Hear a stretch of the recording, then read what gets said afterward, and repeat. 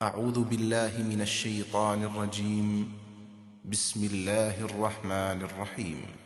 يا أيها الذين آمنوا اركعوا واسجدوا واعبدوا ربكم وافعلوا الخير لعلكم تفلحون وجاهدوا في الله حق جهاده هو اجتباكم وما جعل عليكم في الدين من حرج ملة أبيكم إبراهيم هو سماكم المسلمين من قبل وفي هذا ليكون الرسول شهيدا عليكم وتكونوا شهداء على الناس فأقيموا الصلاة وآتوا الزكاة واعتصموا بالله هو مولاكم فنعم المولى ونعم النصير.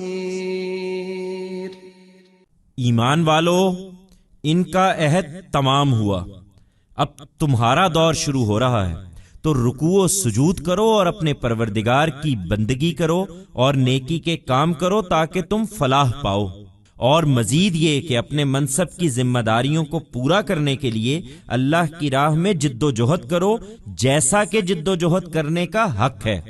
اس نے تمہیں چن لیا ہے، اور جو شریعت تمہیں عطا فرمائی ہے اس میں تم پر کوئی تنگی نہیں رکھی ہے۔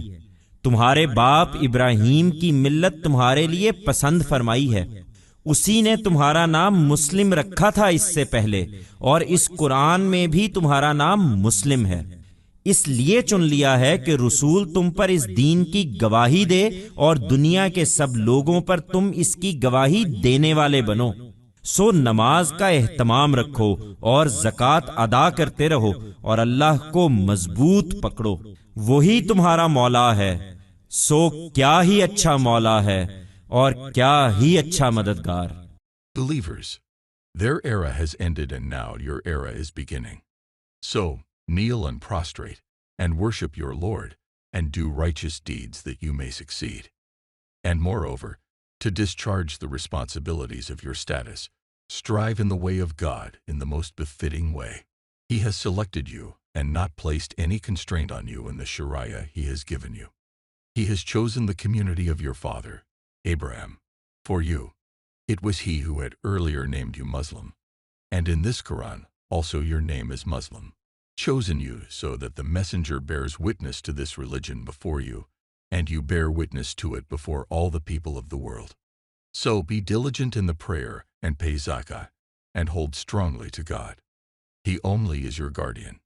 So what a good guardian and what a good helper.